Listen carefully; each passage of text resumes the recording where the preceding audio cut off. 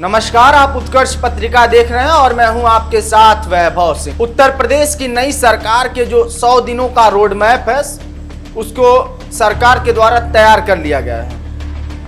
आपको बता दें कि नई सरकार ने अपना 100 दिनों का आगामी कामकाज का रोड मैप तैयार किया है और 100 दिनों में जो सरकार के मुख्य काम है, जो मुख्य समस्याएं हैं, उनको वरीयता दी गई है। और इसमें सबसे महत्वपूर्ण बात यह है कि चुनाव के दौरान जो विपक्षी पार्टियां सपा, बसपा और कांग्रेस ने बीजेपी की सरकार के ऊपर आरोप लगाए थे, उन आरोपों को और जिन कामों के ऊपर आरोप लगाया गया था, उन कामों को और उन आरोपों को इस सरकार ने अपने नए 100 दिनों का जो रोड मैप बनाया है उसमें वरीयता दी है। और कुछ मुख्य ऐसे 5 काम हैं जो हम आपको आज बताएंगे और उसके बारे में जानकारी देंगे कि कौन से मुख्य 5 काम है जिसको सरकार ने इन 100 दिनों में करने की योजना बनाई है और सबसे पहले उस काम को प्रदेशवासियों के लिए सरकार करने जा रही है। तो आइए जानते हैं वो 5 कौन से मुख्य काम है जिसको सरकार आगामी 100 दिनों के अंदर करने वाली है। सबसे पहला काम यह है कि आवारा पशुओं से निवारण कैसे किया जाए। तो जी हाँ, चुनाव के दौरान आवारा पशुओं का मुद्दा काफी तेजी से उछल रहा था और अखिलेश यादव ने योगी आदित्यनाथ और बीजेपी की सरकार के ऊपर आरोप भी लगाया था कि इस सरकार में जो आवारा पशुओं की संख्या बढ़ चुकी है और इससे लगातार किसानों की फसलों का नुकसान भी हो रहा है और लगातार ऐसे भी मामले सामने आते हैं जहां पर आवारा पशुओं के द्वारा लोगों की जानें भी चली जाती हैं। अखिलेश यादव ने यहां तक कहा था कि अगर उनकी सरकार बनती है तो 5 लाख रुपए का मुआवजा आवारा पशुओं से किसी भी प्रकार की हानि होने पर दिया जाएगा। तो जी हाँ, इस नई सरकार ने आवारा पशुओं के निवारण के लिए योजना बनाई है और इस पूरी योजना का नाम आदर्श गौशाला योजना रखा जाएगा और इसकी मदद करेगी मनरेगा, पंचायती राज विभाग और वन और पेयजल विभाग, जिसकी मदद से यहाँ पर चारा, पानी, चारदीवारी और शेड, पशु उपचार जैसी सभी सुविधाओं को उपलब्ध कराया जाएगा और आवारा पशुओं का भरपूर ख्याल रखा जाएगा इन विकसित होने वाली गौशालाओं के अंदर। अब आपको दूसरा काम बताते हैं जो इस नई सरकार के 100 दिनों के रोड मैप के अंदर प्राथमिकता से की जाने वाली है। आपको बता दें कि चुनाव के दौरान फ्री स्मार्टफोन और टैबलेट भी काफी चर्चा में रही थी। तो जी हाँ, सरकार का दूसरा काम यही है, फ्री स्मार्टफोन और टैबलेट देना। तो आपको बता दें कि इन 100 दिनों के अंदर इस नई सरकार के अंदर लगभग 9,74,000 छात्रों को फ्री स्मार्टफोन और टैबलेट वितरण करने वाली है, जिसके कारण छात्रों को तकनीकी रूप से जोड़ने के लिए ये मददगार होगी। इस योजना के अंतर्गत लाभान्वित छात्रों को हर जिले स्तर से चिन्हित किया जा रहा है। आपको बता दें कि इस योजना के अंदर 6 लाख से अधिक स्मार्टफोन और 5 लाख से अधिक टैबलेट का वितरण किया जाएगा। अब आपको लिए चलते हैं तीसरे काम की कि तीसरी कौन सी मुख्य काम है जिसको सरकार ने इन 100 दिनों के रोड मैप के अंदर अपना स्थान दिया है। तो जी हाँ, तीसरा काम है बेरोजगारी। और बेरोजगारी की बात करें तो बेरोजगारी तो कहीं ना कहीं पूरे 5 साल बेरोजगारी के ऊपर विपक्ष ने सरकार को घेरा है और चुनाव के अंदर और चुनाव के दौरान भी बेरोजगारी के मुद्दे पर लगातार विपक्षी पार्टियों ने सरकार को घेरने की कोशिश की है।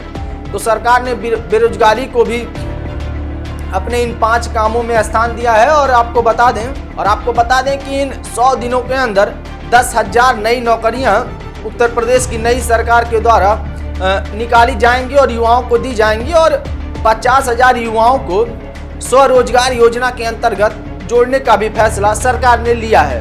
इसके अलावा सरकार ने वर्तमान में खाली 20,000 सरकारी पदों पर भी जल्दी ही भर्ती की नई योजना बनाने वाली है और उन 20,000 खाली पदों पर भी युवाओं को रोजगार का मौका मिलने वाला है और युवा उससे भी लाभान्वित हो सकेंगे। तो कहीं ना कहीं बेरोजगारी के लिए उठाया गया ये कदम काफ़ी लाभदायक रूप से देख सकते हैं और चुनाव के दौरान इस मुद्दे पर काफ़ी बहस भी होती रही है और लगातार विपक्षी पार्टियों ने आरोप लगाया है, जिस कारण इसको और बेरोजगारी को दूर करने के लिए सरकार ने अपने 5 कामों में बेरोजगारी को एक महत्वपूर्ण स्थान दिया है।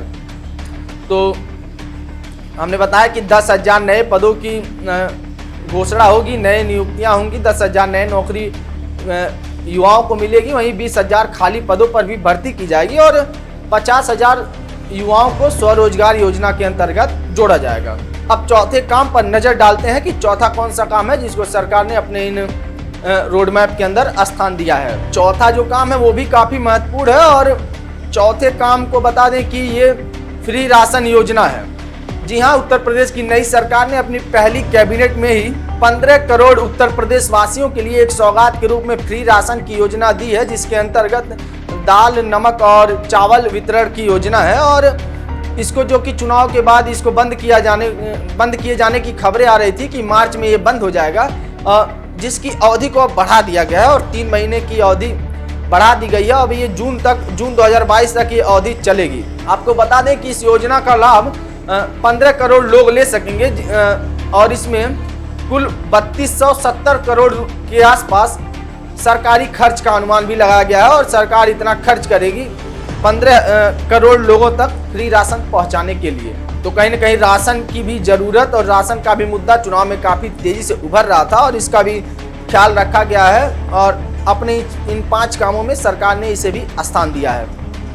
आखिरी काम देख लेते हैं और आखिरी काम बड़ा ही दिलचस्प है और कहीं ना कहीं जो आखिरी काम है वो पूरे चुनाव में चर्चा में था और कहीं ना कहीं चुनाव की रौनक बढ़ा रहा था। तो आखिरी काम है बुलडोजर।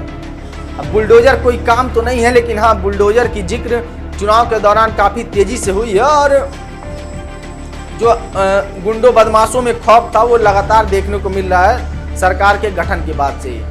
बुलडोजर ही वो कारण है जिसके कारण योगी आदित्यनाथ का नाम बुलडोजर बाबा तक लोगों ने रख दिया और अब तो लोग उनको बुलडोजर बाबा भी कह के बुलाने लगते हैं। तो अब तक नई सरकार बनने के बाद बुलडोजर के खौफ से लगभग 103 से अधिक बदमाशों ने सरेंडर कर दिया है। वहीं आपको बता दें कि 34 ऐसे अवैध निर्माण थे, ऐसे बदमाश और हिस्ट्री सीटर थे जिनके घरों पर योगी आदित्यनाथ की नई सरकार का बुलडोजर चलाया जा चुका है। तो बुलडोजर को भी इन 5 कामों में स्थान दिया गया और कहीं ना कहीं बुलडोजर से आशा ये है कि कानून व्यवस्था को सुदृढ़ करना और जो सरकार का मुख्य मुद्दा था चुनाव के दौरान कि गुंडागर्दी को दूर करेंगे और कानून व्यवस्था को बनाए रखेंगे, उसको भी वरीयता दी गई है और 5 कामों में उसको भी स्थान दिया गया है। तो हमने बताया कि सरकार ने, नई सरकार जो गठन हुई है उसने 100 दिनों का क्या कुछ रोड मैप तैयार किया है और क्या कुछ वो मुख्य 5 काम है जो प्रदेशवासियों के लिए नई सरकार करने जा रही है। तो ऐसी तमाम छोटी बड़ी खबरों के लिए बने रहे हमारे साथ और देखते रहे उत्कर्ष पत्रिका। धन्यवाद।